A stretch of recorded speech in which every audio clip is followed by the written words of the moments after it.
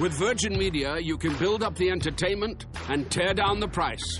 Switch to Virgin Media today and get superfast broadband and TV for just €49 a month for an awesome 12 months.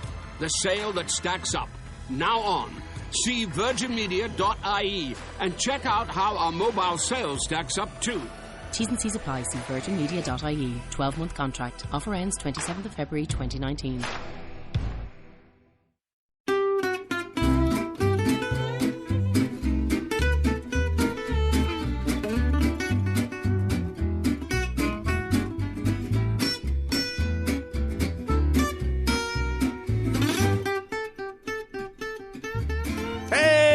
Everybody. Hi, guys. Well, from beautiful fall in Salt Lake City, Utah. Oh, it's Thank God I'm Atheist. The podcast. I'm Frank. And I'm Dan. And coming up today, we're going to talk a little bit about Mormons being gullible.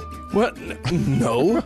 We're going to talk about how you can get rich. Ooh, off of Mormons. With your, with your absolutely, unequivocally not a pyramid scheme. That's what we're going to talk about. Because they fall for it every time. Oh, the Mormon... And it's... there are parallels, my friends. Parallels. It's amazing. Yeah. It's amazing. Yeah, what do you got? I have, Dan... Yo? I've just been having... Just such a pesky immigrant problem. Dan. Yeah? And I need a solution. Oh, dear. To the immigrants are just everywhere. Have people been picking your crops for low wages? Well, I want to tell you about a product that's been developed in Denmark. Oh. It's an anti-immigrant spray. Wow. It's basically a pepper spray. Okay. It's called Assel spray. Assel, like asylum. Oh, yeah, ASYL. I almost called it ISIL spray. And then I was like, well, that's basically the gist of it, isn't it? Yeah. Or asshole spray, which it sounds like... It's more about the person right, yeah. with that name who's doing the spraying. Nonetheless, this is coming from the right-wing political party, the Daskernes Party. Mm-hmm. We all know about them. Oh, yes. They make wonderful cookies. Those Dansker... Anyway. Dansker Dukes. Duskerdu. I love those canned cookies, though. There was one year where the supermarket didn't get them in, until just, the week before Christmas, and I was complaining to the manager all through December. Okay. I was so irritated. Yeah. Because I'm like, where are the Danish cookies? Where are the Danish cookies? Meanwhile, we're all on tenterhooks wondering how this spray works. Well, party leader Daniel Carlson said he came up with the idea because most pepper spray is actually illegal in Denmark. Sure. And so they've kind of snuck this one in. It's not, I guess it's not quite pepper spray, but it'll piss you off if you get sprayed with it. And he says... Frankly, if you spray me with anything, I'll probably get mad at you. I don't like being sprayed with things. You don't like being misted? No, I don't. With water? Not unless I ask for it. What about, water fights with water pistols? No. I don't do that. That's not how I roll. Maybe that's why we're friends, Dan. What's that? I have the exact same aversion. Yeah. Don't fucking spray me.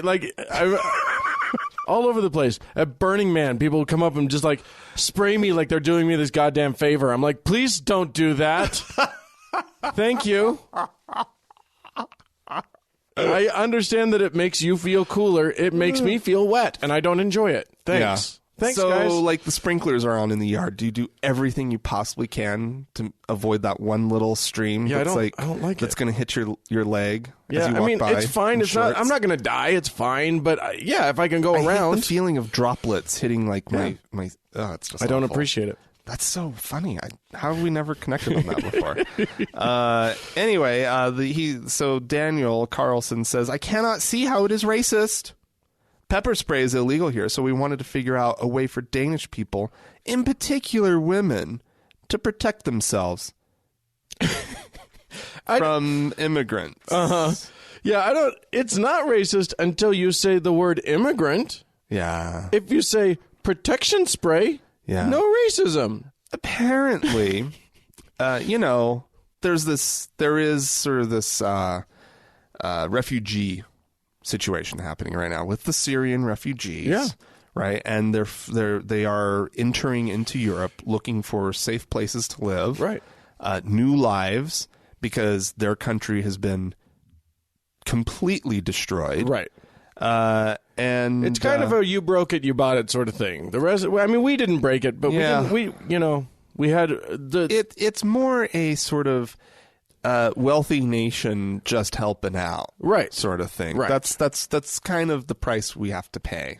And it's good to do that. It's a great thing. It's an important thing. We need to help the refugees. But places like Denmark and other places in Europe apparently have been running ads in the Middle East saying, "Don't come here." Oh, you fucking assholes. Where did this one go? It might be on this page. Actually, that is a quote from the mayor of a town in Hungary, who's featured in an an ad campaign that's running in the Middle East. The ad features scary-looking men on motorcycles hunting down refugees in a forest, playing to some dramatic music. The mayor says, "Don't come here." He's featured on a horseback. And he's apparently been hunting refugees. Don't come here because we're going to kill you. Warning that trespassers who enter the country illegally could go to prison. His voice is apparently is coming in over pictures of high electric fences and police cars. Jesus fucking Christ! Sweden, which welcomed refugees until their public housing ran out. Yeah. Started using social media and posting some videos online that warn refugees that the utopia that they dream of is gone.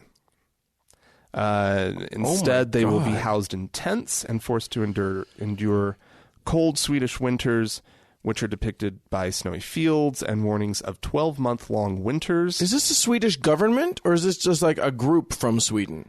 This article, which is popping up on the Religious News Service, and is being presented as a news article, is referring to these as countries that are doing it. Jesus Christ! Not political parties within the group in the country. I mean, it's one thing to be able to say to the international community, I think we've kind of hit our limit. Yeah. Like, we've taken in X many people. We were glad to help them, but we can't do it. But it's another thing entirely to go to people and be like, hey, I know your house got destroyed and all your neighbors are dead and you don't have any resources to feed and clothe your family.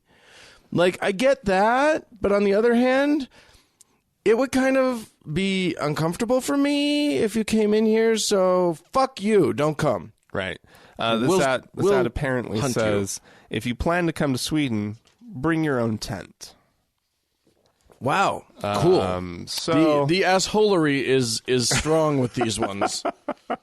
I mean, and I get in, like, if it were just the sentiment of, like, we're running out of resources and we've got lines now and we're doing the best that we can, right? But you're not going to get a house right away. If that's what it is, and they're just trying to spread that as like a, maybe there's another country that is going to be able to take better care of you, then I guess that's, like, at least informative. No, but you don't go to the refugees. You go to the rest of the fucking international community, and you guys all sort out where you're going to put everybody. You don't go to the refugees and be like, no, don't come here. This place sucks. You're going to be miserable here. No. You probably Spain is where you want to go. Yeah. The winters are way better. Yeah. Well, going back to Daniel Carlson, he says, we are tackling an actual problem in our society where many Danes feel unsafe. It is a disgrace to Denmark and Europe as a whole that an organization like this is promoting mass immigration to Europe. He's talking about, I believe, the United Nations. And it will destroy Europe. We are not saying that migrants are all rapists, but the problem with mass migration is the mass. And because of the mass, it will in time replace the indigenous people of Europe. What he's really saying here, if I may interpret, my Danish, is Danish. He's Danish. Yeah, my Danish is not great, but it's strong enough that I feel confident in interpreting this. We're not saying that they're all rapists, and probably they're rapists at the same rate as Danes, but they are way browner than we prefer here. And we like a nice light pink shade to our people, preferably blondish hair, but nice golden hue. But we don't hold to that that's not a law or anything, just a preference. These people are very, very, very brown, and also they have different ideas than we do. So it's very uncomfortable for us. So we will spray them. Yeah, we will shoot them with spray. Yeah. Well, speaking of being a dick, I've got a story right here in our backyard, Franklin. Oh? Here in the good old state of Utah. As you know, more than most, as a matter of fact, Frank, there's a problem with folks in Utah committing suicide. We have an issue with that. Yeah, very high suicide rate. And recently, a young man named Braxton Taylor took his own life. 19 years old and gay. Oh. Not great things to be in Utah. Right. Combined with each other. Right. So, of course, there was grieving. There was much trouble. And someone posted about her grief on the Facebooks. I'm sure you've heard of that. And got a reply from a guy who... Jason Christensen, who is a candidate for state senate here in Utah, decided he needed to be a part of this conversation. Express his condolences. Express something. Yeah. I don't know about condolences. Here's what he had to say. Let me just pull up his little thing here. Yes, this is sad.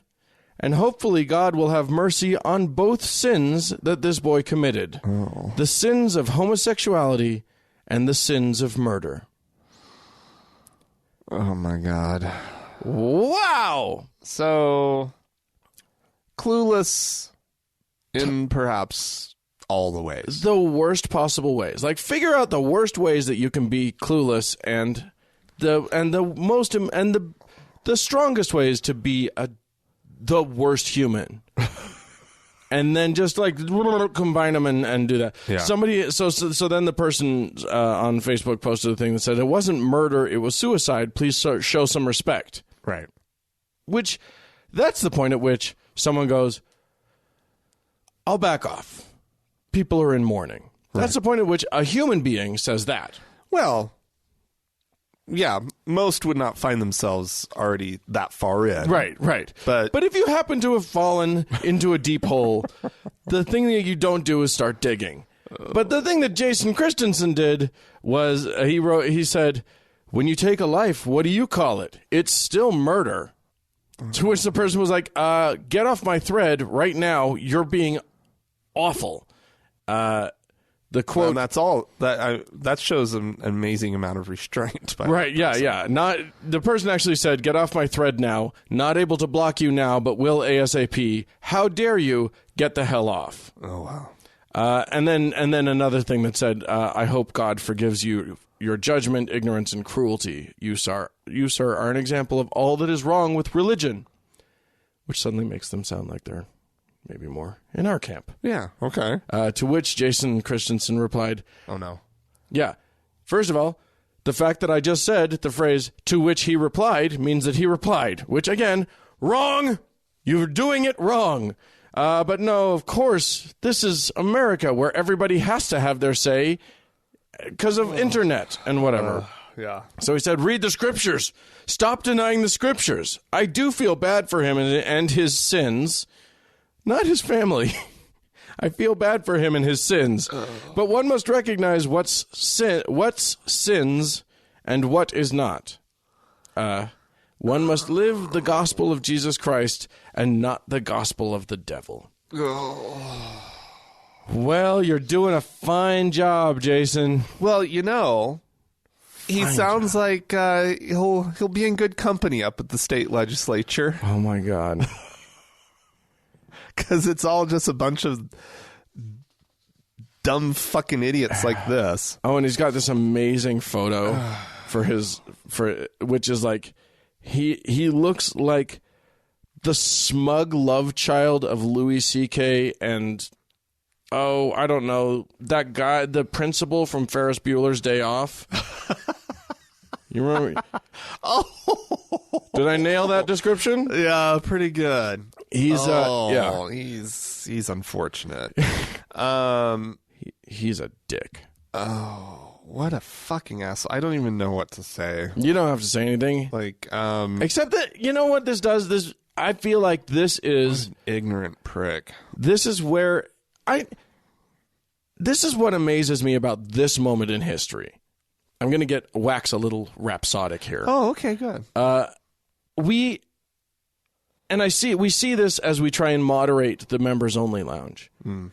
It's written in very, very, very clear language in our description of the members only lounge. Yeah. What the rules are. Yeah. And the rules are you're not allowed to be rude to other members of the members only lounge. It's as simple as that. It's a community first. It is not a place first and foremost, it is not a place for your opinion to matter to everybody else. Right. The first thing it is a community where we stick together. Okay. Where we support one another. Okay. And we can have disagreements, but they have to be respectful. Right. This should not be hard. Right. This should not be difficult. People can't do it. Yeah. We're in a time when and to some extent, this is privilege. This is what privilege looks like. You often white privilege or male privilege or white male privilege or straight white male privilege, all combined together to the point where, wait, my opinion's supposed to mean more to you than your opinion means. Or my opinion, or then there's the reaction to the privilege, which is, no, you don't see how privileged you're being, so you have to hear me, and my opinion matters the most, so fuck you. And then it's like, no, both of these answers are wrong. You're in a fucking community. Disagree. Great. Respectfully. And if you can't do that, why the fuck not? What's the matter with you? Well, and people should know when to just not... No matter what their opinion is, that sometimes, there's a setting for this Nimrod to say that homosexuality is a sin. Yes, there's a setting for that. Unfortunately, there is a setting for that. Well, but there he has every right to believe that. He can believe that, whatever, and he has every right to say it. But you need to understand, perhaps, that there are moments and there are times and places when that sentiment, you can restrain it. Yeah. And it's fine. You don't have to say that thing. You're not on some holy mission to say that awful thing whenever an opportunity presents itself. Right. Your opinion about a certain situation is not more important than the feelings of a grieving family. Yeah. It's just not, ever. Yeah. Show up to their house and say that. Right. That should be just the question that you ask yourself when you post online. That's a Westboro Baptist moment he's having. Yeah. You just show up to their yard and yell it at their house. Right. Would you? Yeah. Would you go up to the door and ring the bell and say it? Come on, people. Go to the funeral and say it. Yeah. Go to the funeral. That seems like a perfect opportunity. Plenty of people who would, A captive audience. You just go right up to that pulpit and you just tell them. Yeah. Yeah. And look in their eyes and see what they think. Yeah. I'm sure that they're with you. Even if they agree with you, fucking dickhole, don't just have any amount of human decency. All right. Well, there's a really good chance that this kid who was gay and killed himself, his parents probably agree with that asshole. Right. Yeah. That's why the kid killed himself. Yeah. He did not. Yeah, because I mean, it's not universal. It's not universal. There are also cases of kids with accepting parents, right, who can't handle the social pressures that they're growing up. Teenagers kill that themselves nasty sometimes. high school that they go to where they're bullied, right, and it's awful. And they're the queer kid at their school. And even though they go home and they have a warm, loving space at home, they still have to deal with the fact that they go to, Bountiful High. But that's by far the less usual narrative. It happens plenty. But we know. But you're right. It is less. It's probably less common than the other one. I mean, and it could have been, of course, a combination of both. But nonetheless, these situations are really complicated, and you don't fucking know, you stupid prick. Yeah, it's not. That's not even your conversation to be a part of. Yeah. Go have that conversation with your friends and family. Yes, indeed. Anyway, let's move on. Okay, Dan. Yeah, what do you got? Okay. Well, Billy Graham. Billy Boy. Billy Graham Yes. Evangelic Association. Have you ever heard of that? I mean, I'm not. I don't name check it regularly, but I assume that I know what it is. It's one of the most famous Christian organizations out there. They're big. Billy Graham, They're big. folks. The Graham dynasty. Yeah, well, they've been filing apparently as a nonprofit all these years. With their tax stuff Yeah, all their tax stuff, filing with the IRS as a nonprofit. Yeah, they file their little Form 990, Oh wait, not as a religion. not as a religious group, Oh, right? Because they're not a church. They're not a church. Right.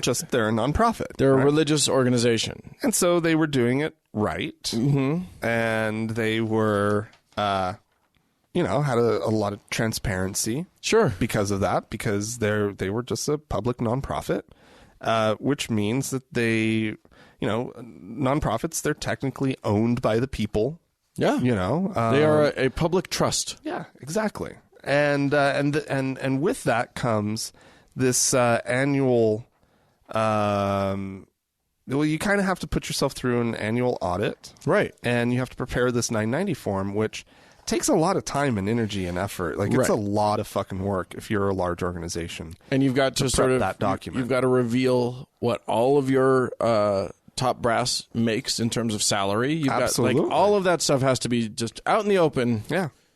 Well, that's no good anymore for the Billy Graham Evangelical Association. Of course not. Or Evangelic Association. Oh. Make sure I get this name right. Yeah. No, they are going to start filing now as an association of religious. Where was it? It was something totally bullshit sounding. Association of Churches Oh, is what they're going to Of call course. themselves now. of course. Which means they now get to hide if they want to. yeah.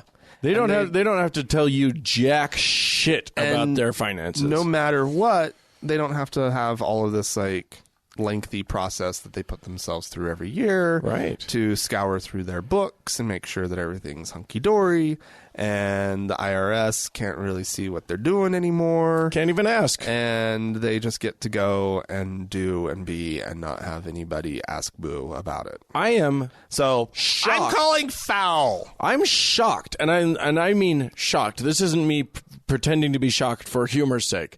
Genuinely shocked that it's taken them this long. Because let me tell you something. I'm Billy Graham.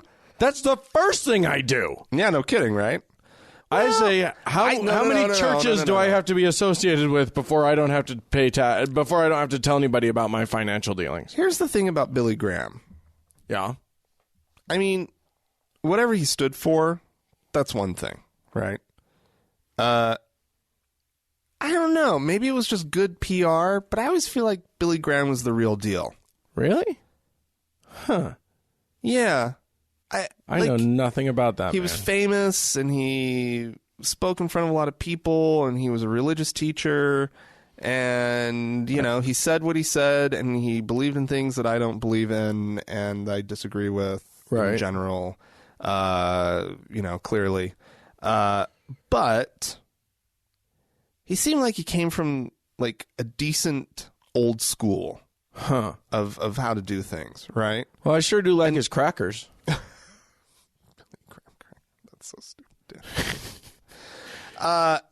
I don't know. And again, I haven't looked around enough, maybe whatever, but this is not him. No. This is the next generation. Yeah. He's like 411 years old. Is he still alive? His successors, his children. Well, no, he's 97. Oh, wow. But it's run by Franklin Graham, who we know is an asshat. Yes, that dude is a bullshit machine. Yes.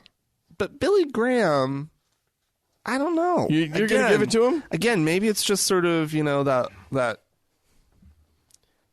he was marketed well. He was marketed well, and he said his shit in a time that it didn't have the same way of getting around. And right. I wasn't, when he was really big, I wasn't paying that close of attention because I was just a little kid, But, like, yeah, his son is... He never started a fucking piece of shit. Food storage company. Right. I know. Who knows? Maybe he did. Maybe he did. I have no clue about the man. But it's remarkable that he's you love still him around. so dearly. Except Billy. You want to give to his Billy Graham charitable organization. Well, I would have if they'd been transparent. Yeah, but now I don't know. Opportunity. I don't know where that money's going. No, I mean clearly it's all religious and bullshit and blah blah blah. But you're right. How did it take him so long? Yeah.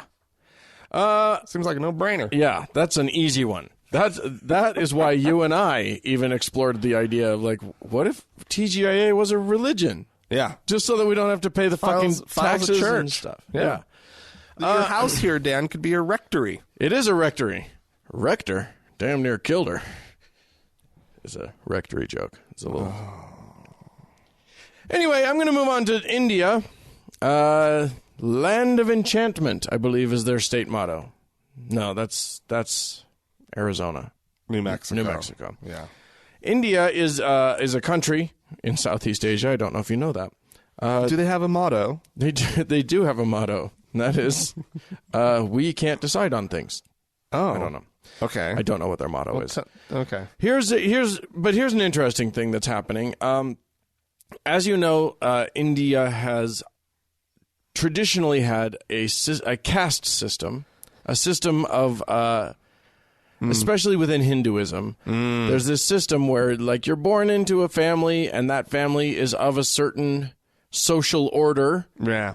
And you don't get to change that. That's, you can't aspire to be the higher order. You have to marry within your group. Yeah. And you have to stay put. You have to be good.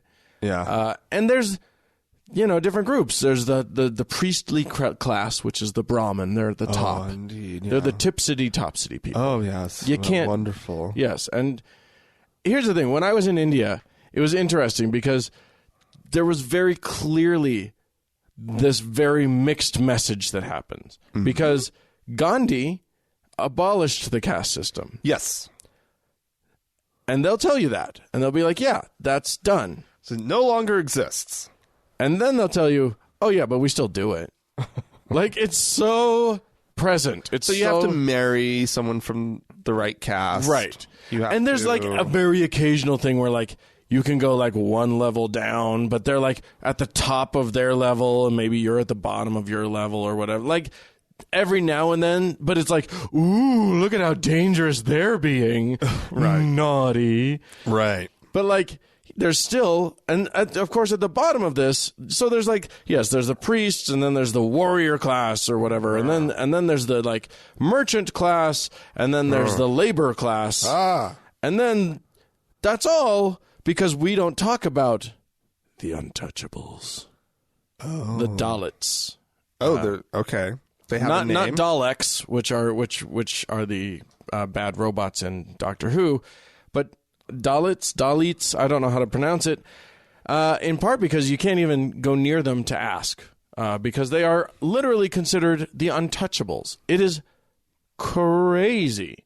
There's this class of people there who theoretically you're not even supposed to touch. So what do they do? Or historically, what was like their jobs? Purpose? Yeah, what would... it's interesting. So things like cleaning, like toilets and stuff. Okay. Or I know that one of the interesting things is that when I was on a little boat on the Ganges, sort of, exploring Varanasi, which is one of the holiest of cities in India, if you're a Hindu. Mm-hmm. There's a couple of families there that make a tidy living. Cremating people's bodies. Oh, interesting. They're the ones that they've got all the wood ready, and they just all day long they cremate, and this is great if you ever want a drink in India, they dump the ashes right into the river. Oh, okay. And your loved ones float away on the holy river, and they become pollution. So that's nice. Yeah. But yeah, so like that's an example of untouchable class people actually making a really tidy living. Wow. But that's wild. You would never let your daughter marry one. Right. Sort of thing. Right. Well, a solution is becoming more and more popular to this little conundrum because like it's so funny from an American perspective. You look at that and you just go, "Oh no, fuck that. Just like move to a different town and tell everybody you're Brahmin." You know what I mean? Like change your name, move to a different town, and just do anything other than accept that as your family fate. Right. Well, they don't do that, but they do have this lovely new thing that's happening. They're converting to Buddhism. Okay. Which they're just leaving Hinduism is out. What the fuck has Hinduism done for me lately? And they're converting to Buddhism. No. Yeah. Which makes total sense to me. Like, get the fuck out of that. Okay. So yeah, some does it work? Like in July. So the story that I read talks about how in July, and I think we may have talked about this on the show, some upper caste men publicly flogged a group of untouchables without touching them on suspicion of slaughtering a cow. Oh, okay. Which they're not allowed to do. Right. And so one of the family members of one of these people that got flogged was like, you know what is interesting about that? Fuck all of this. I'm out. And so now there are these big, like 40,000 people ceremonies to fucking switch over to Buddhism. No way. Yeah. How does that work? How do you like mass convert to something? Yeah. I don't know. But Lord knows, it seems like I would want to do that. If I were looking around and I was like, oh, I'm untouchable, but if I just say, nope, I'm Buddhist now, folks can touch me? You know what I mean? Like, it's like, oh. That gets filed away in that same file of how did this not happen sooner? Right? Like, how did it take one person just going, wait a sec here? Well, I mean, I think as we look at all religion, which is something that you and I do, we have a show about it. Yeah. As we look at religion, all of it has parts that you just look at the people in it and you go, why are you subjecting yourself to this? Why are you allowing them to control you in this way? It clearly hurts you. But I think that there's something about religion that like people like, these are my tribe. This is what I was taught from birth. This is, I've been warned that if I leave it, there will be spiritual consequences of some sort or other. So I think that, there's this sort of Stockholm Syndrome thing that happens. Yeah. But I mean, yeah. But hooray for the people who are like, fuck it, I'm out. I think that's amazing. I like Buddha now. I mean, and it's probably also just the reach of modernity, the reach of information. Yeah. Seeing that more and more and more that the bullshit that they've lived in doesn't have to be the bullshit that they live in. Right. Exactly. That there might be a way out. Yeah. There might be something different for them. I think that's amazing. I mean, that's small town America. That's being a gay kid in America. Totally. Or anywhere. Where 50 years ago, there was no hope. There was no hope. Yeah. And then 20 years ago, somebody jumped onto the internet and was like, wait, you're gay too? In a small town? Yeah. Oh, here's how it feels for me. How does it feel for you? Well, I mean, the small towns that took movies and TV. Right. Exactly. And forums helped, I'm sure. But then after there was like an idea that they could glom onto, then they could find each other. Right. Right. So there you go. Indians finally getting their shit together. I like it. Well, here's another crazy how did it happen and why did it not get fixed sooner story. It seems to be a theme today. Sure. So you know about the whole...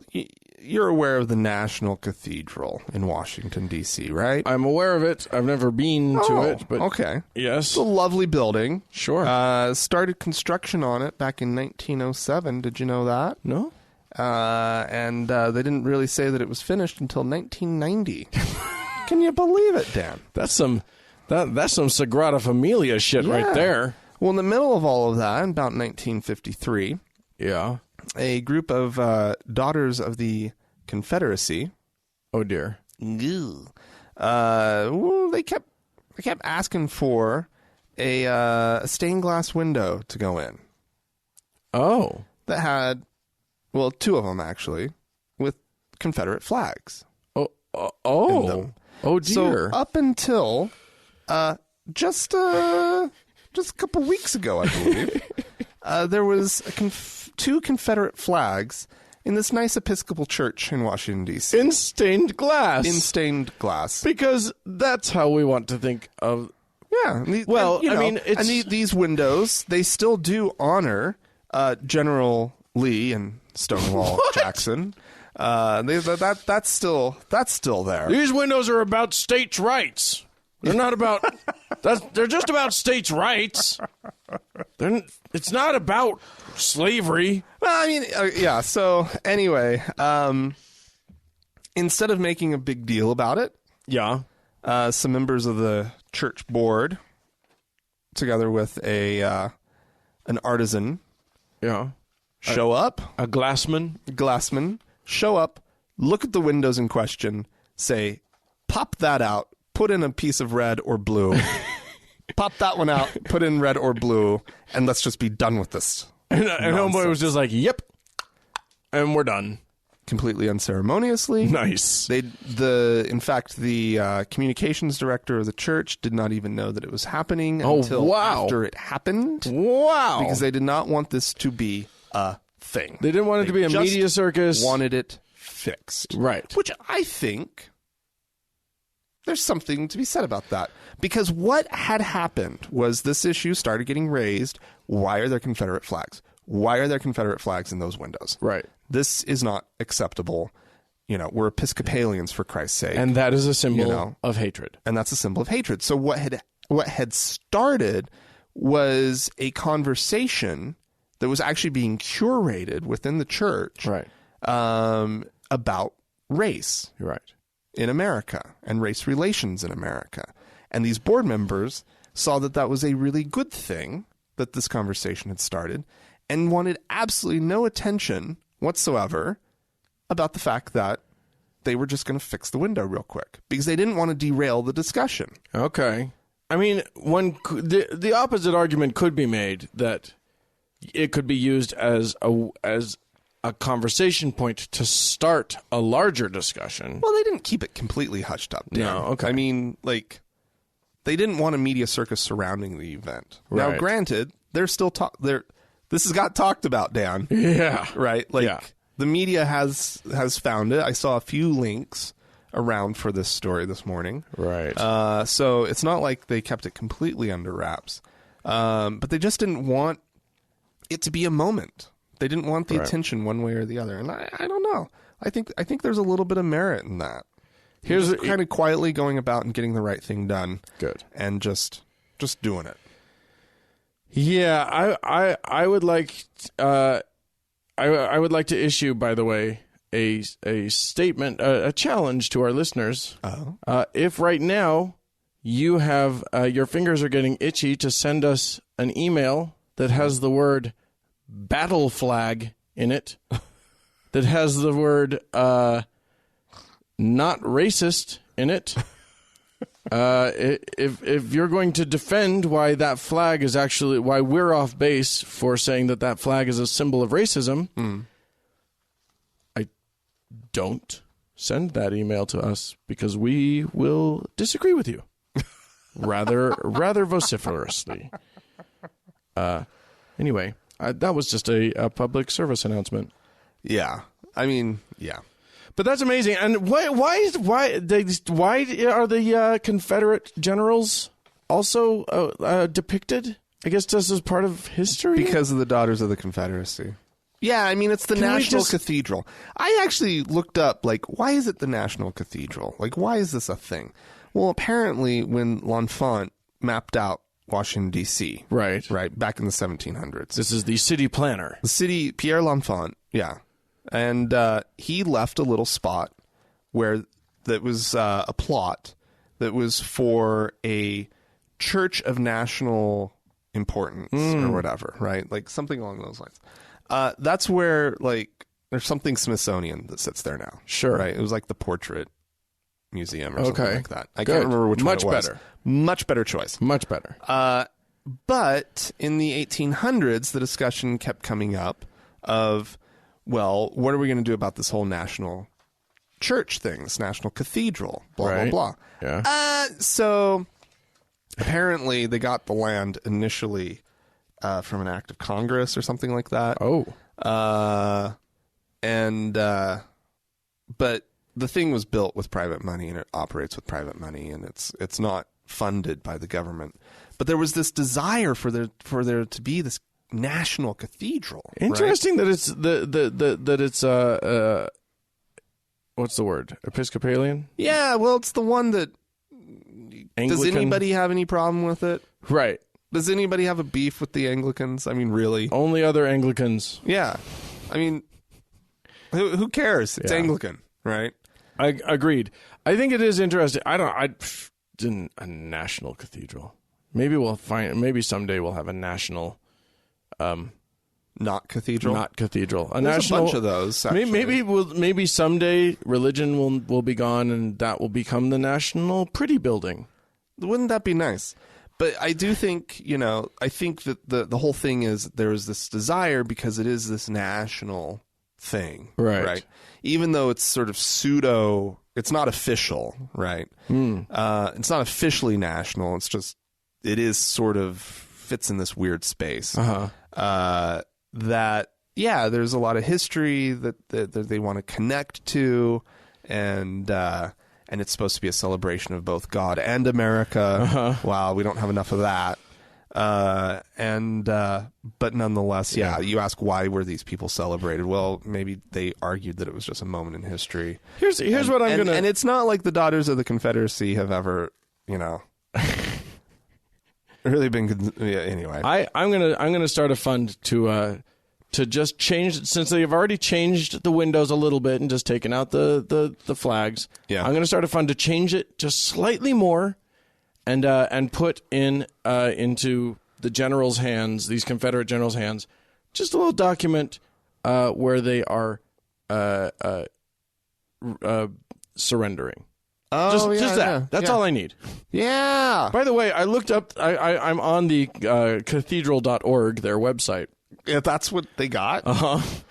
I would just like to point something out to you. Okay. Under architecture and history, under the architecture and history tab, under the architecture sub-tab, you can get here are their headings: special features, facts and figures, Darth Vader, Lee Jackson windows. Wow. There's a Darth Vader window? Darth Vader! I'm not even going to look it up. I just love that it's there. I don't know what that means. But yeah, Darth Vader's apparently part of this whole thing. I'm going to move on because we're... Yes, so have you heard of the game chess? No. It's the game of... It's a gentleman's game. Only it's not. Also, girls can play. Did you know? I don't know if you knew that. It's also kind of a street game in some places. That's right? true. Yeah, anybody can play chess. It's a game of strategy. Here's the thing about it. There are chess tournaments, competitions all over the world. Yes. And the top players come to these competitions to compete one against the other. Oh. The next one, or one of the next ones, causing a little controversy. A little controversy. Okay. As the it will be taking place in, so strange, Iran. Don't know why they chose Iran. Well, it's a Middle Eastern game. Sure. Great. I think it came from Persia. Maybe. There's a problem, though. Provenance of the game notwithstanding, the ladies will be required to wear hijabs. Okay. Not okay. They're in, when in Rome, Dan. Not okay. When in Tehran. Right. Yeah. Well, no, when in Tehran, you are required to wear the thing. Yeah. But you shouldn't be required to go to Tehran to play chess. And nobody's required them to do anything. Right. Well, so the governing body of chess, it is a dick move. Is in a lot of hot water, as there are plenty of Western women not interested in looking like they're a part of your stupid religion or acquescing to the demands that's required of your bullshit religion. The expression "when in Rome," it's more sort of an optional joining in. Right. When that's in Rome, the spirit of it. Yeah, exactly. If you're in a place, when in Rome, join in. Yeah. It will make things more fun. Not you're required to do X, Y, I actually used that expression recently, or at least within the last couple months, when in Boise, at the what was it? Basque Days. Oh, right, sure. And there was a beverage, the Kalimoto, I think was what it was called. And it's one of those red wine and Coca-Cola mixtures. Sure. And I was like, and I actually said it to the woman, when in Rome. and yeah, it's a thing. Although if you actually did drink that in Rome, you would be probably shot and pilloried. I mean, they do it in parts of Spain, too. Like, it's not that... like, it's a thing that's done. That's what's weird. How was it? Calimocho, maybe is what it was called. There was nothing wrong with it. It wasn't offensive in any way. I wouldn't want it. Yeah. It tasted a little bit like wine and a little bit like Coke. It was really strange. That is strange. It was just kind of... it sweetened it up. Yeah. I could see being like a kid, being like a, teenager, and that would be kind of a thing. Yeah. Your entree into wine. Sure. So okay, when in Rome, in this case, when in Boise. If you don't mind, I'm going to get back onto this story, though. So when in Tehran. When in Tehran, yeah. So, yeah. First of all, it's like, hey, come and participate in our sexism, which is awesome. Yeah. Although, I have to say, I think it's bizarre that there's female chess and male chess.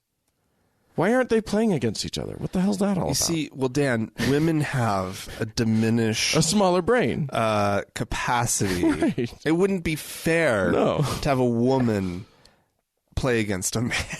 with a full-sized brain. It seems. I think we all know that improbable. Anyway, very poor thing. So that is weird, Dan. Don't look for. There's a series of women that you won't... If your favorite chess player isn't at the World Chess Championships in Iran in 2017, don't be surprised. How or why could that be a thing? What? Separating the sexes? Wait. This is totally fucking sexist. Yeah. On their part. Like, completely sexist. Right. No wonder the president of the damn thing didn't even think twice. Right, exactly. About going to a sexist country. Right, like it didn't occur to them, like, maybe check in with the women before we book this. Is everybody going to be okay with this? They didn't even check in. No, of course not. Because the women are secondary. You're right. None of the men want to ever lose to a woman, clearly. Right? So they keep it divided. Well, we let them tag along, I'm sure, is their attitude. Yes. Well, they play well for girls. Yeah. So let's see what they do too. I think it's crazy. I'm actually more outraged about that, right, than I am about the prospect thing? That you go to Iran and you'd have to wear a hijab. I'm equally outraged. I'm outraged about that. That's fine. But I'm more outraged that this organization, because it, okay. Surely women and men can play against each other. I don't know. It's not. Yeah, if it's like weightlifting, okay, cool. Have it be separate. Right, yeah. Right? That makes sense. Right. But this isn't a sport, ladies and gentlemen. There's nothing physical about this. Yeah. Except, well, I guess they do have to pick up the piece and move it. Well, and tap that little timer thing. thingy. So, yeah. Do they have different chess boards for women? They're slightly maybe smaller pieces, slightly smaller and easier to lift. Yeah. Pink pieces are instead of black and white, the pieces are pink and white. and a lovely. They're blush and bashful, two very different shades of pink.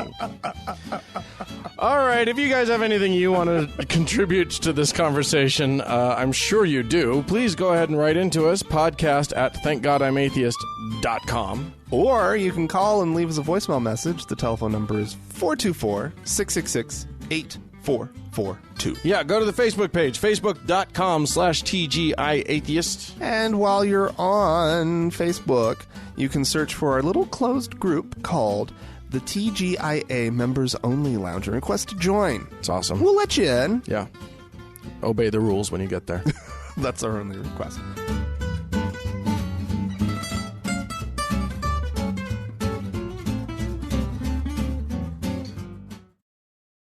Daniel. Yes, sir. We have something to play. Oh? Yeah. Do you remember what it is? Yes, I do. Because I don't think you sent me the link. I didn't, in point of fact. That's rude of you. It's a patty break, ladies and gentlemen. He's back. He's back. He's finally back from the dead. We've had a bit of a dry spell from old Pat Robertson. He hasn't been spouting as crazy with the regularity to which we have become so accustomed. But Dan, it gave us a good little dry run for his actual death. It's Once true. he's gone, we now know that we can get by. That we'll survive his having left us. But in the meantime, there's some gold. Gold, ladies and gentlemen. It is out there. Let's see. Let's just play it. Here we go. Cat. This next one is from Diane, who says, every year I let my teenage son go with friends to a Halloween event at a local theme park. I just learned that they have a haunted house based on Satan and demons. Apparently, there are girls in suggestive demon outfits selling drinks, techno music, and even a demon DJ who encourages people to dance. I know my son is a good boy, and he will be disappointed if I don't let him go. How can I make him understand that keeping him away is the best thing for him? Well, you got to tell him the truth. I mean, explain to him who the devil is. Explain to him the devil wants to destroy you. The devil, seeks who he may devour. He's out to kill you. Yeah. And he's going to put everything nice in your way that's going to seem like fun. There's pleasure in sin for a season. But the answer is, mother, don't let your babies grow up to be demon worshipers, if I can quote from Willie Nelson. Don't let them do it. I mean, that's just the way it is. And you say, look, no, I'm sorry. Or better than that, there needs to be alternative Halloween celebrations in churches where they have all the games and all the fun and all the nice pretty girls and all the handsome boys and all that. They all come together and they're praising the Lord instead of worshiping Satan. But Halloween has become a night when the devil rejoices. All right. Ooh, the devil rejoices. He does not like Halloween. No, he loves it because here's what's brilliant about Halloween for a guy that's like a religious, that's like running a religion. Okay. What's brilliant about Halloween is that it's so much fun, and then I can make you feel shitty about it. And if I can do that, it's the same. It's like with masturbation. It's like this awesome thing that I'm going to make you feel shitty about. And then you're going to keep doing it every year. And then I'm going to make you feel shitty and you're going to give me money because you feel ashamed. That's just how this works. I kind of want to go to this party, whatever it is. Like, it sounds great. There's a demon making you dance? Yeah. Well, encouraging you to dance. Which, of course, if you are like, I don't know, maybe Southern Baptist, is a terrifying prospect. He's encouraging dancing. Who would have? You know, I always thought the DJs were okay, but now I've heard that they encourage dance and techno music, right? And girls in suggestive demon outfits. Ooh. Sounds good to me. Ooh. Although, selling drinks. I wonder what kind of drinks they're selling. This is probably juice. Yeah, it's nothing. No. I actually want to go to Patty Boy's alternative party too. That sounds like fun. Hot people there. Apparently, yeah. all attractive girls, attractive boys. Yeah. Who doesn't want to go there? Woohoo! Spike the punch and let's have a party.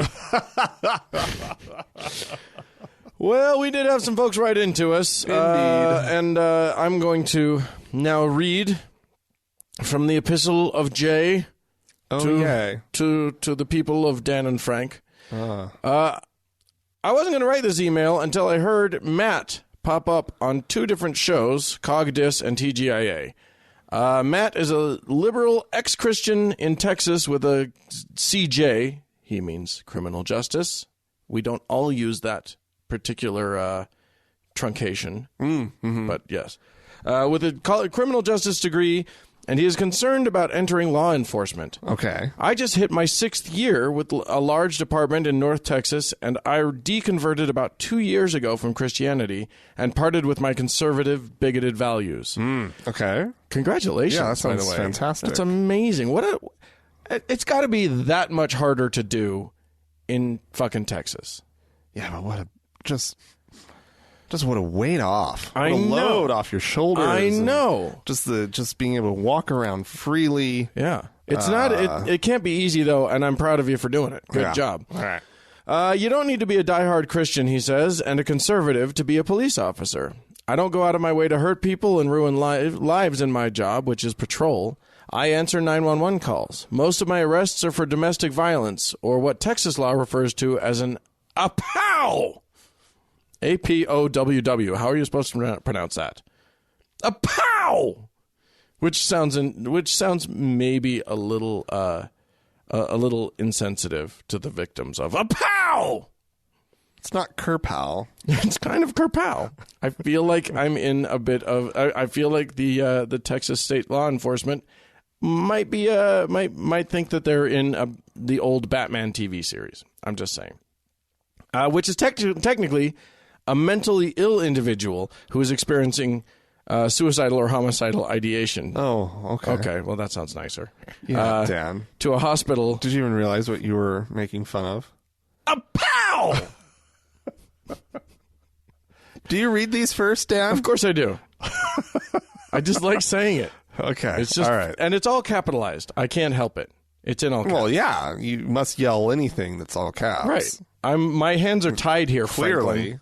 Why wouldn't you? He says, on occasion I will catch a robber or a burglar. The best police officers can talk and reason with people, he says. It is always better to talk than fight, because a fight can get you and your partners hurt. Yeah. I use force rarely. My most frequent use of force is stacking weight on a person experiencing excited delirium from PCP or crack, so that we can get that person safely into an ambulance and to the hospital for treatment. He says you can be a liberal and an atheist and be a law enforcement officer. In fact, other than the occasional box of Bibles donated to the station from the local churches, most of which end up under unstable table legs, religion and conservative values are not central to law enforcement. Anyway, yeah, he's encouraging Matt to go out there and do it. Right on. I'm going to awesome. encourage people not to send the same emails to my show, to our show, as to other shows. To your show, Dan. Well, I corrected myself. Just saying. We're not all the same show. No. They've got their own thing going on over there. Yeah. No, I'm just... And they're delightful. Yeah. So I can't possibly understand why you would listen to them. For how charming and delightful and they fun they are, yeah. Anyway, there you go. Great. I think that's fine. Thank you, Jay. We also had David write in from Orlando. Frank and Dan. Hello, Frank and Dan. A week and a half ago, my partner injured his cervical spine. He was unable to walk or use his hands. Jesus, that's scary. Yeah. He was transported to a very large hospital in Orlando, a religiously inclined hospital, which is becoming more and more common in the U.S. The first thing you see when you arrive is a 3 or 4 story tall religious mural and posters and signs talking about God and prayer. Even in my partner's room, the computer's screensaver constantly flips through spiritual quotes. Dear God. Gross.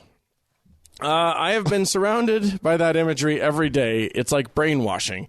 When the neurosurgeon said that they ran some tests on my partner's nerves and they were not receiving any signals, and everything looked so grim, me, a person who has been an atheist for over 30 years, was ready to look anywhere for help. I even found myself thinking, if you exist, we need help. I felt sick to my stomach as soon as that thought crossed my mind. Don't feel sick to your stomach. You were desperate. Yeah. That's terrifying. Yeah. You're allowed to have, like, it's not unclear why that's a comforting thought. You're allowed to do that. Anyway, after a 6-hour surgery and a grim report from the surgeon, the waiting game began. I am happy to say that my partner in just a few days seemed to be on the road to recovery. He is slowly walking farther each day, and he is also regaining use of his hands. Oh, wow. That's amazing. I am thankful that this doctor has dedicated his life to understanding and treating these injuries. Yeah. When I asked about the nerve test, he said, your partner has a very high... This, by the way, this next paragraph, I do read these. This next paragraph is just bragging, but I'm going to let him do it. Okay. When I asked about the nerve test, he said, your partner has very high muscle mass, so it's possible that the signals we sent were not strong enough to travel through the body. My partner's very muscular, and he has been lifting weights most of his life. Oh, wow. Well, congratulations, David. You got a hottie. We get it. It's cool. My friends have taken this as a way to challenge my beliefs or lack thereof. I have been getting comments such as, I know you don't believe in prayer, but how do you explain his recovery? It was all of our prayers. Do you know? Do you know who has been by his side every day? Me. Do you know who fixed his spine? The doctor. You know who's been working so hard on regaining mobility? My partner. The whole experience has been very upsetting. I can imagine that. Yeah. And I am looking forward to putting this all behind us. Keep up the good work, David. What a horrible thing to have to go through. David, I'm feeling for you, man. Yeah. Good luck to you and your partner. That's I mean, it's hard enough, but nice of your friends and family to add that whole, that snooty religious element to it. Yeah. Thanks, guys. Yeah. Yeah. Not helping. No. Not helping. But way to get some dickishness in while we're at our most vulnerable. Thanks a lot. Appreciate you. Anyway. All right. Let us know how things go, David. Keep us up to date. I want to know. I want to know how please do. How he's doing. Anyway. All right. Do we have a voicemail? Yeah, this one we have a question from a listener. Okay. Hi, this is Andy from Michigan. I have a question for both of you. Are you two anti-theists? If so, does that seem a little destructive for the atheist movement as far as you want to destroy religion or eradicate religion? Let me know, and I hope you guys do a live show in Michigan. Thank you. Well, I'm going to first jump in and just say we'd love to do a live show in Michigan. Yeah, that'd be fantastic. If no you guys, reason why we can't. Yeah, exactly. Other than we're not organizers, and all we need is an invite, and then we'll come. Like, if you guys put something together, sure, let us know. Yeah. As for the other thing, I had to actually look up the word anti-theism just because I wanted to sort of really have an understanding of what the fuck we're on about. Right. And so Wikipedia says it is active opposition to theism. It has a range of applications. It means a lot of different things. One, opposed to belief in the existence of God, says the OED. I don't know. I'm not opposed to belief. I think life would be better on this earth were it to be eliminated. But sounds kind of anti-theist, Dan. It does sound kind of anti-theist, but that's not me saying I think that we should fight the churches to rid ourselves of the scourge. Or that we need some sort of spray, sort of anti-believer spray. Now, wait a minute. I don't know. Before we poo-poo this idea, let's just spitball on that one. I think the Danes are on to say they might be focused on the wrong people. Right. The wrong group, maybe. Dude, but I will use a much stronger spray. Really, really good idea in some way. No, I mean, I don't know. Like, I think my immediate knee-jerk reaction is, no, I don't think that I'm anti-theist, and yet, I guess it depends on how you kind of frame it. It does depend on how you frame it. Because, I mean, at the end of the day, well, I guess I'm more pro-atheist than I am anything, right? Like, I'm... Okay. You know what I mean? Like, this show, more than anything, I think, promotes atheism. Positive atheism. Right? Yeah.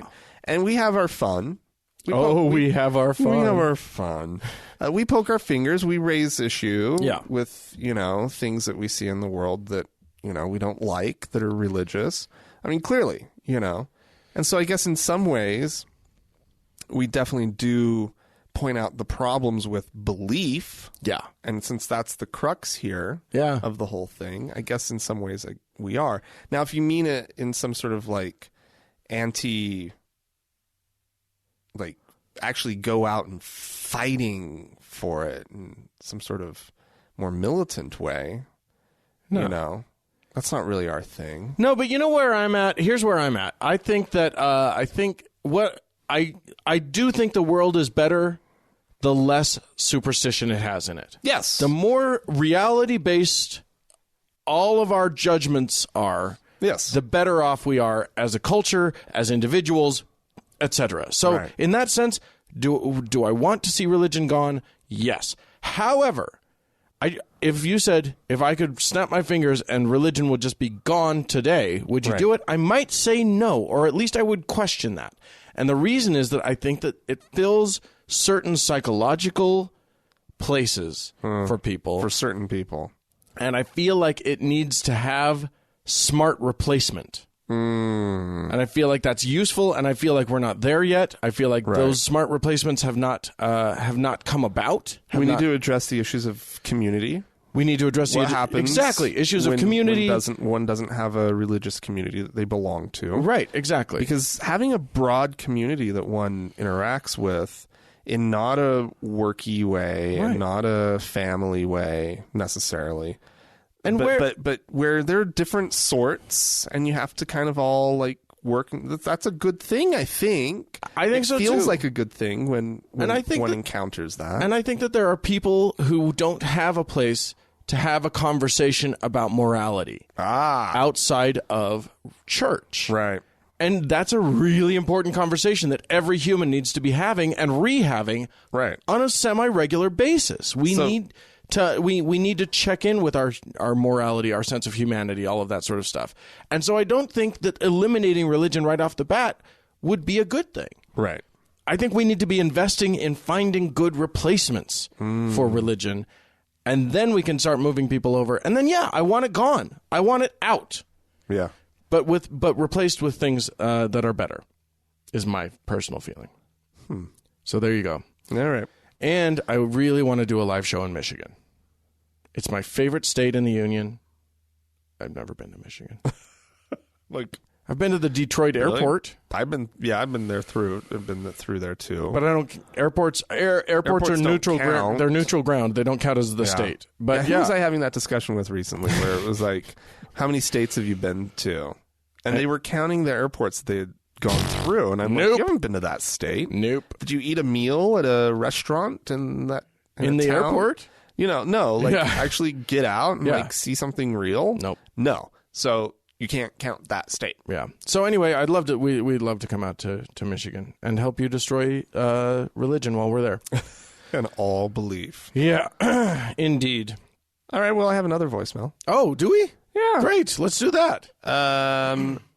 Yeah. Let's just go ahead and play this. Hey, Dan. Just listened to the last podcast, and I did realize that I thought it was hot shit and I was righteous by not voting for anybody. And I felt that you did a good job at convincing me to, you know what, I am going to suck it up. Appreciate the nudge. Thanks. He's going to suck it up. Suck it up. I've been on a rampage on Facebook lately because I am just fucking done with people thinking that like, oh no, but Hillary's the lesser of the two evils, and that's still evil. I'm still going to vote for evil. That's some bullshit right there. She's an amazing candidate, no matter who she's running against, and y'all need to just get behind it because that Trump guy is a disaster. It's he's a disaster now, and he's a real disaster waiting to happen if he gets into political office. People get mad at us when we get too political on this show. I don't give a fuck. This isn't politics. I don't feel like Donald Trump is political at this point. Like, I'm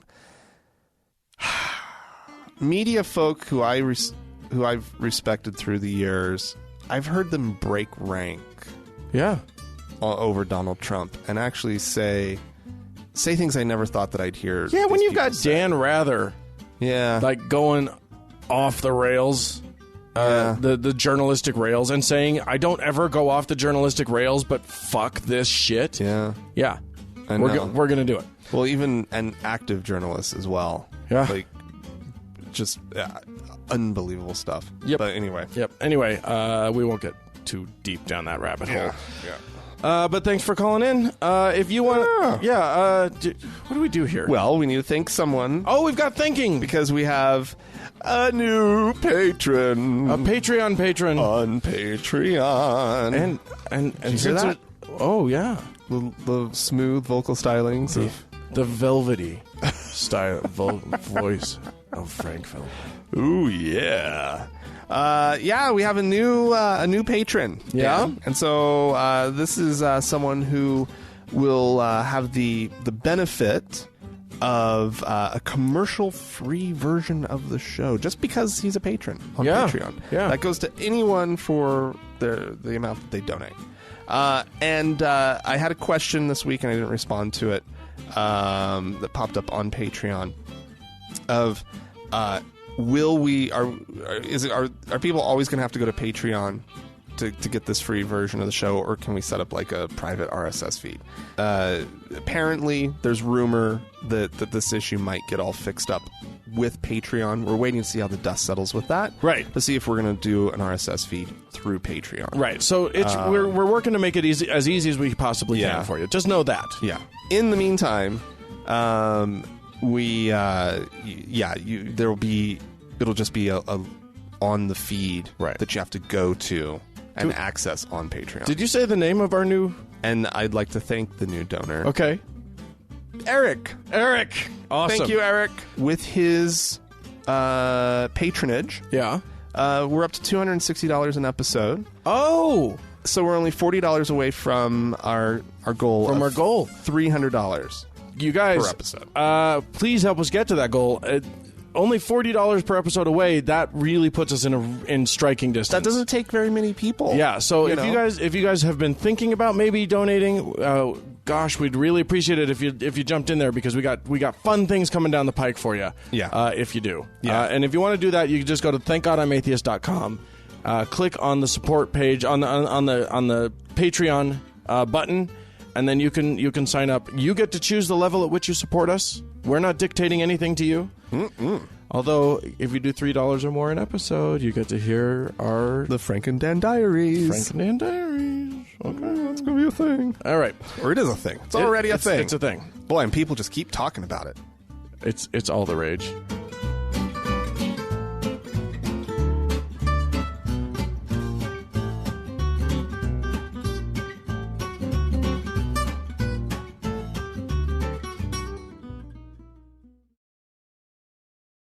So, Frank, Dan, one last thing. I would just like for you to I just wanted to pitch something to you. What? I don't want I think that you'll really like this.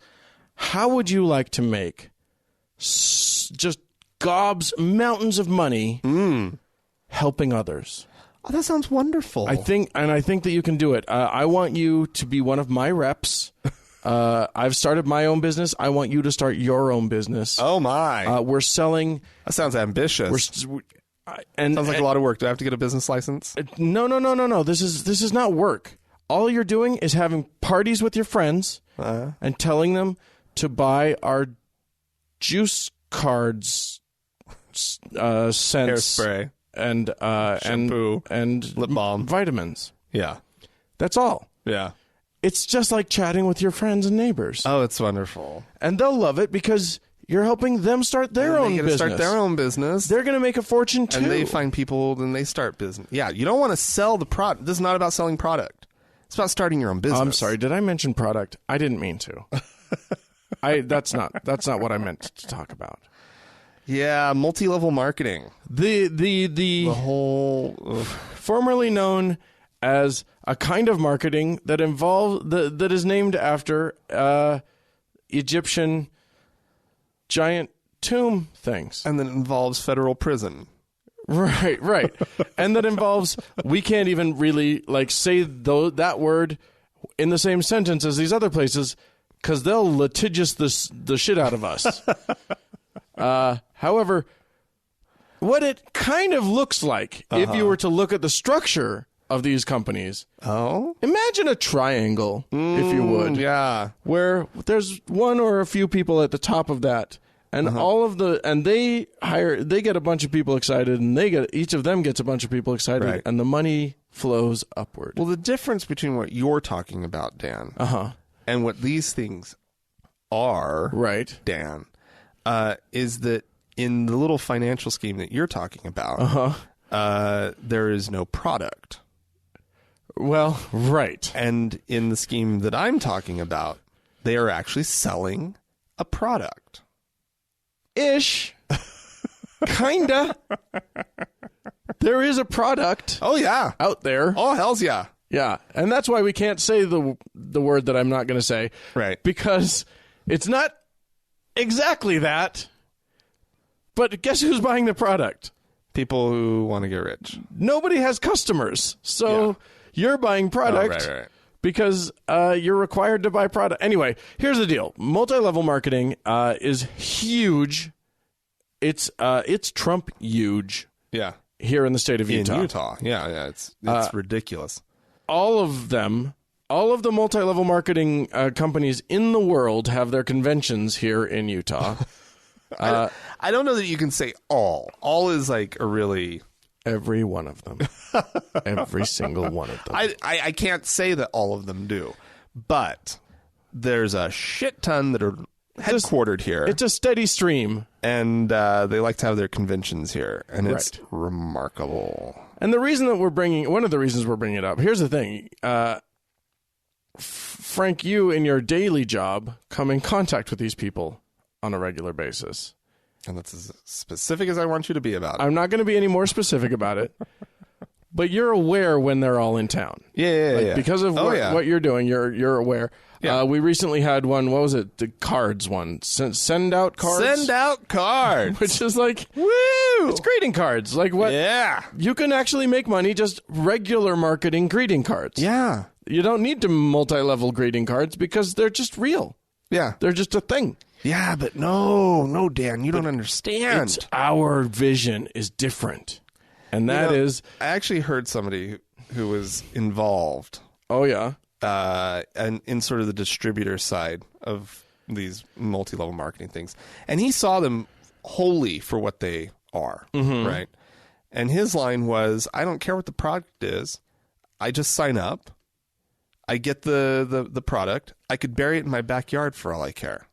Okay. Right? Because I'm building a downline.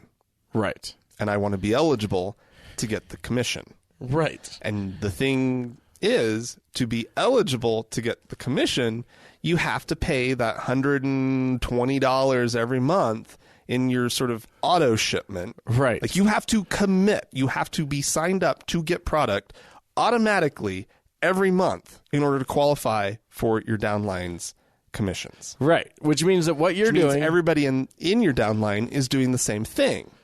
Right? So you're getting a cut of all of their auto shipment. Yeah. So they're paying their $100 and something a month. Yeah. You're getting your 20 off of that. Yeah. I can't remember. But if you have enough of them, then you're getting, then at least your auto whatever is paid for, and then if they have more, then you're getting your 10 off of those guys. Yeah. And if they have more, then you're getting your 5 off of them. Yeah. Anyway, definitely not a pyramid scheme, no matter how you slice it. You said the word, Dan. But the point here is, I said that it's not. It's not. That's what I said. Okay, so the point aside here, from the functionality of these things, what's the point, Dan? It's Mormonism. The point here is Mormonism, and this translates so well to Mormonism. Yeah. And most of them that are based here, most of the ones that start here, incorporate Mormon, like, code words deep into everything they do. Yeah. They probably start, like, I would guess that most people who are building their downlines, you know, you have like a party and you invite all of your friends over and you say, I need to tell you about this thing. It's very important. Yeah. I'd like to open with a prayer. Most of them would do that. Yeah. What was the word that we saw? We were looking at Prompting. the send out cards site. And they're like, send out a card every time you have a prompting. No, they're not saying like a prompting of what? Yeah, I mean, who's prompting? If you're asking them, they'll be like, "Oh, well, like, you know, if you just suddenly think of Grandma and you think, wouldn't it be nice if I just sent her a nice card?" Prompting. That's a prompting. But everybody who's been in Mormonism knows that a prompting is of the Spirit. Yeah. Well, Dan, I want to really sell this point, and I think that video you had up earlier really, really, like, people have to hear this. They have to hear how we can't play talk. all of it, though. No. We'll play a snippet, though. Play a snippet. Just play it. Okay. And, okay, hang on. We are living in the greatest era in the history of time. I have so much to give. So much inside of me trying to get out. Ideas, thoughts, possibilities, and the need to express my admiration to those around me. What is it that holds me back? What is it that ties me down? Think of the vast possibilities. What if we could revolutionize an industry? What if we could share in the wealth it creates? What if this possibility leveraged our giving hearts, but also rewarded us for sharing this movement with others? Is it possible that this could create a global gathering of positive, happy people? They're talking about greeting cards. This is about sending out greeting cards. Jesus Christ! You should hear when they're talking about juice, Dan. Yeah. It's Let me the tell you, same thing. Here's the thing. One of the big revolutions in Utah was somebody discovered that there's the worst tasting fruit in the world on the other side of the world that no one wants any part of. No. Like, all the natives would laugh at you if you tried to eat this fruit because it's terrible. Right. Animals reject these fruits. Yes. But they made juice out of it. They made juice out of it that tastes just as bad as the fruit. Well, they tried to doctor it up. I know they put in like some grape juice, some OJ or whatever. There's some other juices in there, and they really did their darndest. Yeah, it's still awful. It's awful, and I think that's actually a selling point because nothing good for you tastes good. If you drink something that tastes terrible, but through the logic of backwards, the only reason why you could possibly be doing that is because it's healthy for you. Right. Why else would you be subjecting yourself to this shit? No, it makes total sense. Noni is one of the big fruits. Yeah, they love that shit. There's a few companies built up around that. Yes. Yeah. And again, it's just they come up with a whole line of products. They make it seem as legit as possible. Mm-hmm. And the fact of the matter is, they do try to take the burden of the bullshit off of you, I think, in theory, because like they don't want, they really, really, really, I think they know that if they just keep sending you juice every month, that you're going to tire of it. But if you can get your shampoo and some lotion and some vitamins that you think you need to take and some other just like personal some essential hygiene oils, products, and sell you on sort of this the fact that you'd be spending money on shampoo anyway. Yeah. Now, okay, you can argue that you'd be you normally spend, this much money on shampoo. $23 a bottle. Yeah, exactly. For a month's supply or whatever.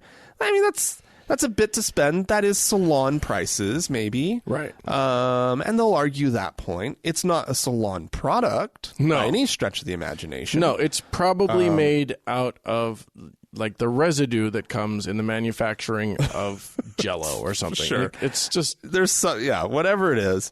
They put a little bit of the juice in it so that they can say that it works that it's wonders. Part of the noni, Actually, whatever. They can't say anything except noni. Yeah, because it has noni in it. If they make claims, then they're in trouble. Right. The company doesn't make claims, but let me tell you, those distributors do. Oh, sure they do.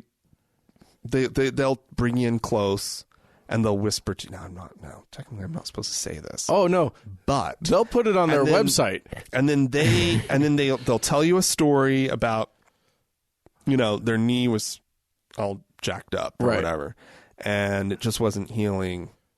And we're talking about like joint damage. Yeah. And then they started taking the noni, and they did a little topical rub of the juice. Oh, that's on nice. their knee as well. Sure. And gone. It healed. Their knee was gone. Their knee healed. And also their uncles. The miracle of the fact that sometimes our bodies heal. No. Because let me tell you something. My uncle had cancer. And he was having a really rough time, and it looked like he was going to die. And all it took was a daily shot, just a shot, not a glass, just a shot of noni and chemotherapy, and he was cured. He is cancer-free now. Thank God for that noni. The noni is amazing. The other tie-in that's important with these network marketing things is that Mormons, many of them, do a thing for 2 years that you did, which is go door to door and network market their goddamn religion. I learned some skills. For those 2 years. As much as it makes my skin crawl, I can talk to you about whatever. Yeah. I really can. And it's strange. I think it's helped me like as a documentary film producer. I'll bet. Because I can sit there and talk to you. Yeah. And I'm being genuine, Sure. I'm not faking it or anything, but like it taught me to tap into a place, you know, and for another project, not this most recent one, I needed, this was during the proposal writing phase, I needed to get in contact with people who lived along a specific freeway corridor because there was some concern about this road being built, right? And so, one of the producers at the station heard that I did this. She was just like, I never would have even crossed my mind. I went door to door. Boom, baby. I found the neighborhood on the map, went up there, got out of my car, started at one end of the street, worked that side of the street, worked the other side of the street, coming back. Like, it didn't even faze me. It seems so natural that one would have little business cards, and a little flyer printed up, and just go and just work it and talk to people. Yep. And I found so many amazing contacts that way. It's like a skill. It's a skill set. And like when applied for good, or maybe when applied for something that exists in the real world, right? Yeah. It's kind of amazing. It is amazing. And the other thing about Mormons is that they are like always encouraged to go to each other's homes, and like they have all of these mechanisms in which they sort of invite themselves into each other's homes. And so all of that feels totally natural to them. Yeah. Come on over to my house and talk to me about this thing. Yeah. So and basic networking. Yep. Because that's something that mission teaches you too. Yeah. Missionaries don't use that skill very much, but that's the one that works. Yep. So, but nonetheless, so what we've got here, I think, Frank, what we've discovered is these are not pyramid schemes. These are cults. Yeah.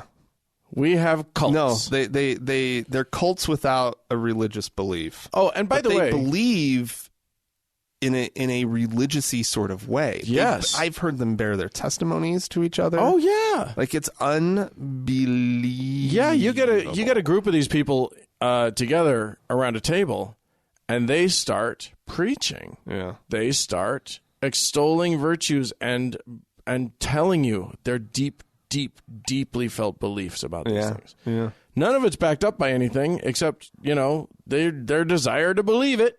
Right. That's all they got.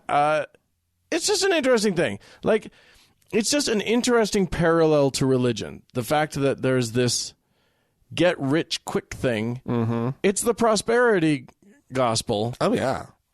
Writ in greeting card form. It's so weird. It's the weirdest shit, you guys. It's weird. It's essential oil. The greeting cards, though, are perhaps the funniest, weirdest of them. It's like, unique it's the right one now. I'm like, because it doesn't matter what the product is. Right. But they normally always go for like these health and beauty products. Right. Anything that you can just sort of the anti-aging creams. That it just has this sort of very nebulous use and you can't really figure out like, did it do anything? Did it not do it? Like it's all very woo and very sort of like you can't test it. I can test a greeting card. Yeah. I know what a greeting card does. And it's probably going to be the reason why the greeting card company doesn't really, I mean, I'd be surprised if we hear about send out cards in 5 years, Yeah. Because they're just, unless they've like switched their business model. Right. A little bit. Yeah. If they pivot to a standard business model, they could still exist. They might do fine. But as far as like keeping the imagination of all these multi-level, these MLM types, no, I don't see it. Because how many they don't? How this guy's trying so hard in this video to make you feel it, right, and make you believe it. It's like, but at the end of the day, it's just a fucking greeting card, right? Whereas, and you're requiring me when you sign up, you're required to send X number of greeting cards per month. Well, or at least pay for them, right? Yeah. And I wonder how that works technically, but nonetheless. But you can feel woo about a juice. Yeah. That's the thing. This is woo-less, and I don't think it works. Well, and he's using the wooiest of language. Like, somehow, this greeting card company is going to save the world. I know. I don't know if you guys know this, but somehow, and we haven't really sorted it all out totally yet, but we know for a fact, an actual fact. Yeah. That somehow love is going to prevail. Yeah. Because greeting cards. Well, this is you're supposed to send them out with business, like he's saying here. Yeah. Don't just like have a transaction. Tell them you care. Right. And it's like if I got one of those, I'd be totally fucking weirded out. I get cards from businesses all the damn time, and it's just like, oh, good. It's like somebody sent something to me and said, hey, you throw this away. I don't want to. I accidentally printed my logo on this. Can you put it in your garbage, please? Thanks.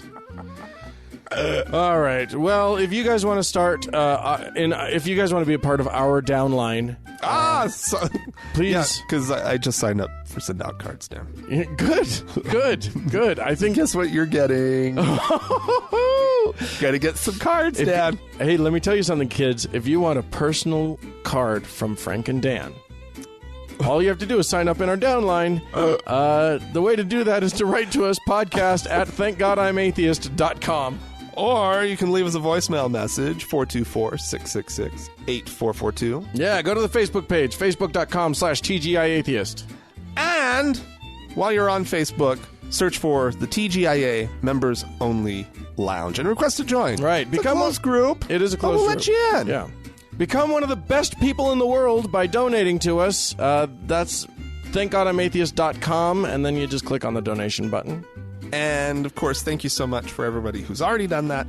And thank you to Mackenzie for all of her help on Facebook. Yes, and thanks to the Red Rock Hot Club for the use of this beautiful music. And thank you, dear listener, for listening. It's so nice when you do.